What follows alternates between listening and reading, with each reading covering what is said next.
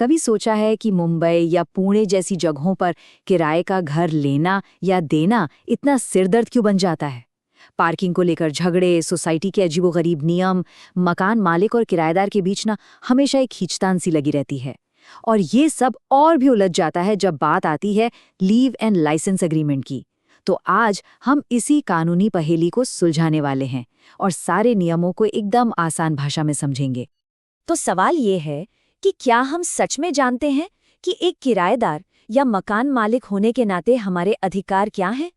अक्सर होता ये है कि हम बस अग्रीमेंट पर साइन कर देते हैं, ये सोचे बिना कि कल को अगर कोई दिक्कत आई तो क्या होगा। यकीन मानिए, ये छोटी छोटी बातें आपको भविष्य की बड़ी परेशानियों से बचा सकती हैं। चलिए मिलकर इन नियमों की तह तक जाते हैं। तो आज हम कुछ बहुत ज़रूरी सवालों के जवाब ढूंढेंगे, जैसे कि क्या सोसाइटी आपकी गाड़ी को पार्किंग देने से मना कर सकती है? क्या वो बैचलर्स को या किसी खास प्रोफेशन के लोगों को घर देने से रोक सकते हैं? सोसाइटी आपसे एक्स्ट्रा कितना पैसा वसूल सकती है? और वो सबसे बड़ा डर, अगर किराएदार घर खाली ही ना करे तो? इन सब के अलावा आखिर में हम ये भी जानेंगे कि एक ऐसा एग्रीमेंट कैसे बनाया जाए जो दोनों पार्टियों को पूरी तरह सुरक्षित रखे। चलिए सबसे पहले उस मुद्दे से शुरू करते हैं जो शायद हर दूसरी सोसाइटी में झगड़े की जड़ है। जी हाँ, पार्किंग। आपने भी जरूर सुना होगा कि सोसाइटी कहती है, सॉरी, पार्किंग तो सिर्फ ओनर्स के लिए है, किराएदारों के लिए नहीं, भले ही आपके मकान मालिक ने उस पार्किंग स्लॉट के लिए पैसे दिए हों। तो क्या सोसाइटी का ऐसा करना कानूनी तौर पे सही है? आइए देखते हैं। तो इसका जवाब एकदम सीधा और साफ है, और शायद आपको जानकर थोड़ी हैरानी भी हो। कानून कहता है कि सोसाइटी ऐसा बिल्कुल नहीं कर सकती। Maharashtra state cooperative appellate court ने एकदम साफ शब्दों में कहा है, अगर पार्किंग की जगह फ्लैट के मालिक की है तो वो उनके किराएदार की भी है। सोसाइटीज में अपनी मनमानी नहीं चला सकती। बस इतनी सी बात है। और हाँ, ये सिर्फ कोई एक अदालत का फैसला नहीं है, इसके पीछे हैं ठोस कानूनी वजहें। कानून ये मानता है कि पार्किंग जो है वो फ्लैट के साथ मिली एक बेसिक सुविधा है, मालिक के नाम से नहीं। इतना ही नहीं, सोसाइटी के अपने बाय लॉ और मुंबई के डेवलपमेंट रूल्स भी यही कहते हैं कि आप मालिक और किराएदार के बीच इस तरह का भेदभाव कर ही नहीं सकते। अच्छा, पार्किंग की बात तो हो गई। अब आते हैं दूसरे सबसे बड़े मुद्दे पर, वो नियम जो कहते हैं हम बैचलर्स को घर नहीं देते या सिर्फ वेजिटेरियन फैमिली चाहिए। क्या हाउसिंग सोसाइटी ये तय कर सकती है कि उनके कॉम्प्लेक्स में कौन रहेगा और कौन नहीं, सिर्फ इसलिए कि कोई बैचलर्स है या किसी खास धर्म या पेशे से है? चलिए जानते हैं कानून इस बारे में क्या कहता है। बस ये एक लाइन ही अपने आप में पूरा जवाब है। हमारे देश का संविधान हर नागरिक को समानता का अधिकार देता है और कोई भी हाउसिंग सोसाइटी, कोई भी इस मौलिक अधिकार को नहीं छीन सकती। देखिए, सोसाइटी का तर्क क्या होता है? वो कहते हैं हम तो बस परेशानी से बचना चाहते हैं, लेकिन कानून का नजरिया इससे बिल्कुल अलग है। कानून कहता है कि आप सिर्फ इस डर या आशंका पर किसी को रोक नहीं सकते कि शायद वो भविष्य में कोई प्रॉब्लम खड़ी करेगा। एक्शन तभी लिया जा सकता है जब कोई प्रॉब्लम असल में हो, किसी के बारे में पहले से बनी हुई धारणा पर नहीं। और बात सिर्फ यहीं खत्म नहीं होती। देश की सबसे बड़ी अदालत यानी सुप्रीम कोर्ट भी इस मामले में मालिक के साथ ही खड़ी है। कोर्ट का साफ कहना है कि ये पूरी तरह से फ्लैट के मालिक का निजी अधिकार है कि वो अपना घर किसे किराए पर देना चाहता है। सोसाइटी इस फैसले में दखलंदाजी नहीं कर सकती। अच्छा, अब बात करते हैं पैसों की। एक ऐसा चार्ज जिसके बारे में बहुत कंफ्यूजन रहता है, नॉन ऑक्यूपेंसी चार्ज। ये वो चार्ज है जो सोसाइटी तब लगाती है जब मालिक खुद फ्लैट में न रहकर उसे किराए पर दे देता है। तो सवाल ये है कि सोसाइटी कितना चार्ज कर सकती है? अपनी मर्जी से कुछ भी?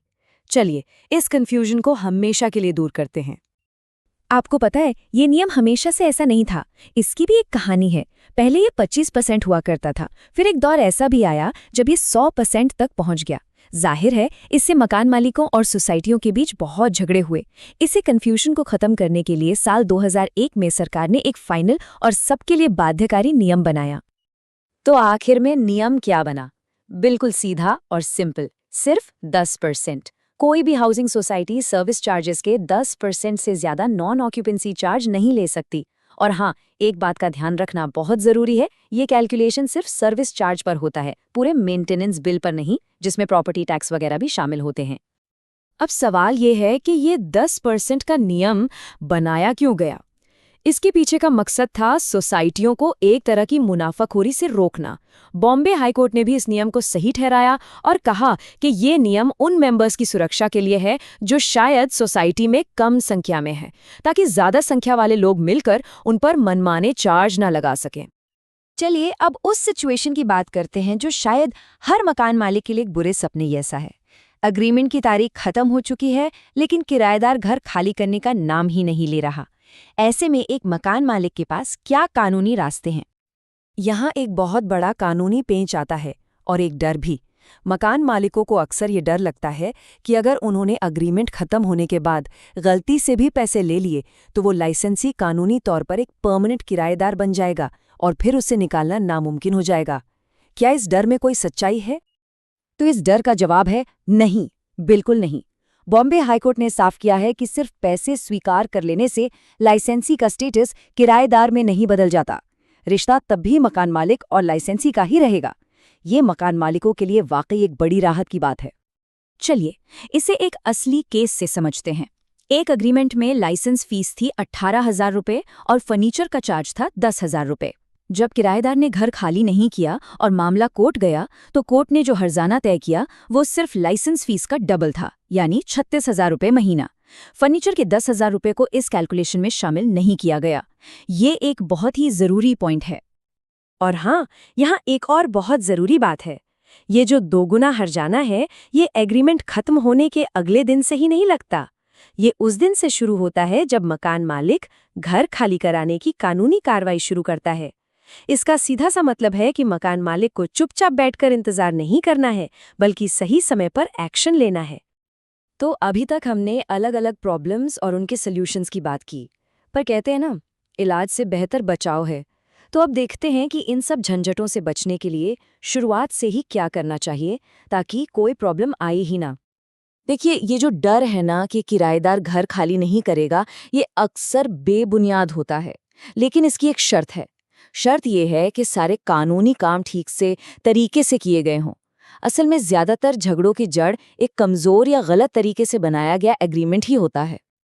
अगर इस पूरी बातचीत से सिर्फ एक बात याद रखनी हो तो वो ये है, अपना अग्रीमेंट रजिस्टर जरूर कराएं। कानून बिल्कुल साफ है। अगर आपका leave and license agreement registered नहीं है तो कोर्ट की नज़र में वो सबूत के तौर पर इस्तेमाल नहीं किया जा सकता। मतलब वो सिर्फ एक कागज का टुकड़ा है। तो एक मजबूत और सुरक्षित एग्रीमेंट के लिए ये चेकलिस्ट हमेशा याद रखिए। पहला, एक डिटेल्ड एग्रीमेंट बनाएं। दूसरा, उसे सही स्टैंप पेपर पर बनाकर रजिस्टर कराएं। तीसरा, एग्रीमेंट खत्म होने से पहले नोटिस दें। चौथा, पुलिस वेरिफिकेशन जरूर कराएं। और पांचवा, सोसाइटी से एनओसी ले लें।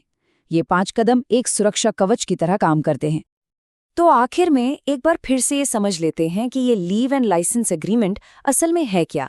ये किराएदारी नहीं है, ये सिर्फ एक प्रॉपर्टी को इस्तेमाल करने की अनुमति या लाइसेंस है, वो भी एक तय समय के लिए। ये किराएदार को प्रॉपर्टी पर किसी भी तरह का मालिकाना हक नहीं देता और यही बात इसे मकान मालिकों के लिए ज्यादा सुरक्षित बनाती है।